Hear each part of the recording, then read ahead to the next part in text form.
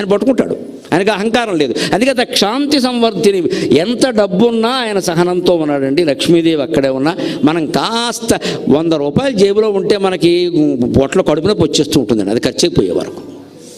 ఇంకా 1000 ఉంటే చెప్పక్కర్లేదు, ఇంకా 2000 నోటు ఉందంటే పట్టుకోలేదు. ఇంకా క్రెడిట్ కార్డులో కనుక మీరు పిల్లలకి ఓ 50,000 వేసి వదిలేశారంటే అయిపోయినట్టే, పిల్లడు చెడిపోవడానికి ఇంకేం అక్కర్లేదమ్మా. డబ్బు ఏం చేస్తుంది? సహనాన్ని నశింపజేస్తుంది. నాకు డబ్బు ఉంది కదా, నేను ఎందుకు వినాలి? వేళ మనకి డబ్బు ఉండబట్టి ఏం చేస్తున్నామమ్మా, మొహమాటం లేకుండా మాట్లాడుకుందాం. ఆన్లైన్ మన చేతిలో ఉంది. అలా వస్తువు అలా చూడగానే క్లిక్ క్లిక్ క్లిక్, 3 క్లిక్కులు మన గుమ్మంలోకి వచ్చింది. Amazon, courier. ఆన్లైన్ షాపింగ్ బంద్ అయిపోవాలి. అప్పుడు లక్ష్మీదేవి మన ఇంటూ ఉంటుంది. కొనుక్కోగలిగితే డబ్బులు ఎట్టు కొనుక్కో, లేకపోతే మానకు ఊరుకో. డబ్బు ఉన్నప్పుడే కొనుక్కో. క్రెడిట్ కార్డు ఏదో ఉందా, ఎవరో ఇచ్చేసారా, డెబిట్ కార్డు ఉందా, తల్లి తండ్రి ఇచ్చారా, ఓ గోకేసి నొక్కేస్తావు అక్కడ. కొనేదేమో గుండు సూది, దానికి ఇంత ప్యాకెట్.